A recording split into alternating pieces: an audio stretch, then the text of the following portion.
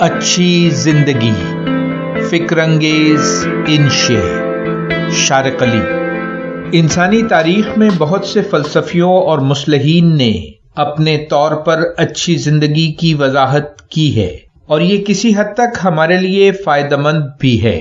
لیکن کیونکہ زندگی ہر انسان کا انفرادی سفر ہے، اس لیے میرے خیال میں اچھی زندگی کی وضاحت ذاتی اقدار کی دریافت سے شروع ہوتی ہے۔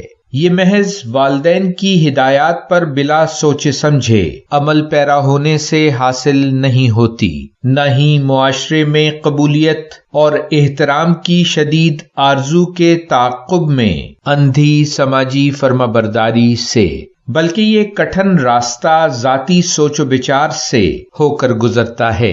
ایسی زندگی صرف دکھتی نہیں بلکہ محسوس ہوتی ہے۔ ہمارے دل و ذہن کو وہی اچھا محسوس ہوگا جو ہماری اقدار سے ہم آہنگ ہو۔ ممکن ہے جن قدروں پر ہم یقین رکھتے ہوں وہ معاشرے میں رائج تصورات سے مختلف ہوں، بلکہ بعض اوقات متصادم بھی۔ ہو سکتا ہے کہ معاشرہ اور دوسرے لوگ ہمارے ذاتی تصور کو یکسر غلط کہیں، اس کی راہ میں رکاوٹیں کھڑی کریں۔ اس صورت میں یہ بات تو ٹھیک ہے کہ ہمیں اپنی اقدار پر دوبارہ غور و فکر کرنا چاہیے، اس پر ایک بار پھر تنقیدی نگاہ ڈالنی چاہیے۔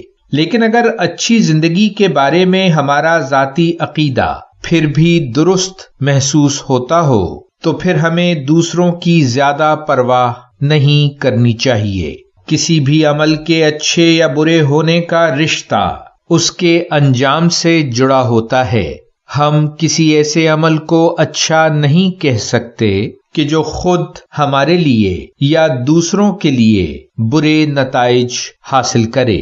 اچھا راستہ وہ ہے جس کی منزل اجتماعی فلاح ہو۔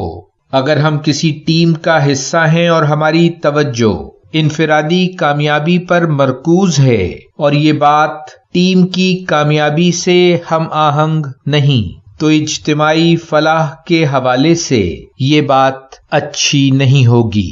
توازن اور اچھائی میں گہرا تعلق ہے۔ شدت پسندی سوچنے سمجھنے کی صلاحیت کو محدود کر دیتی ہے۔ توازن کا راستہ سب سے بہتر راستہ ہے۔ مثال کے طور پر انکساری بہت اچھی چیز ہے، لیکن اگر آپ اس قدر منکسر المزاج ہیں کہ ہر آدمی آپ کو پیروں تلے روند کر گزر سکتا ہے تو یقیناً یہ کوئی اچھی بات نہیں۔ اس کے اثرات آپ کی جسمانی اور جذباتی صحت پر پڑیں گے۔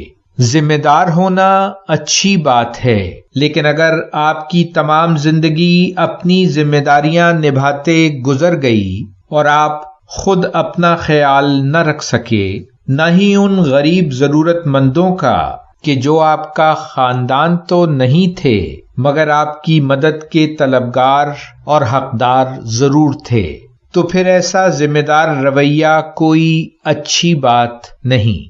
مثبت طرز فکر اچھی بات ہے، لیکن بار بار مثبت طرز فکر کا ذکر کر کے وہی غلطیاں دہرانا اچھی بات نہیں۔ اچھا انسان دوسروں کے رویوں سے جلدی بدگمان نہیں ہوتا، وہ انہیں سمجھنے کی کوشش کرتا ہے، عدم تشدد اور بات چیت کے ذریعے سے، کھلے دل و دماغ سے اور صورتحال کو پوری طرح سمجھ لینے کے بعد وہ کوئی فیصلہ کرتا ہے۔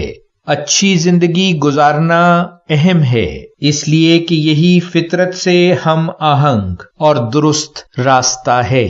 ہماری روح اور ہمارا جسم اچھی زندگی ہی سے پھلتا پھولتا ہے۔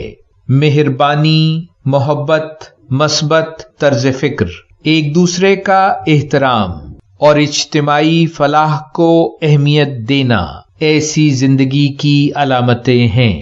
اچھی زندگی یہ ہے کہ ہم مسلسل سیکھتے رہیں، ایسی صورتحال سے بھی جو یا تو بہت مبہم تھی یا بہت پیچیدہ، اپنی غلطیوں سے، ارد گرد کے لوگوں سے، اپنی تاریخ سے، حالات حاضرہ سے، بدلتی ہوئی صورتحال سے اچھی زندگی یہ ہے کہ دوسروں کی مدد کی جائے اور اگر وہ راضی ہوں تو ان کا ہاتھ پکڑ کر درست سمت کی طرف انہیں متوجہ کیا جائے۔ ویلیو ورسٹی، شارق علی۔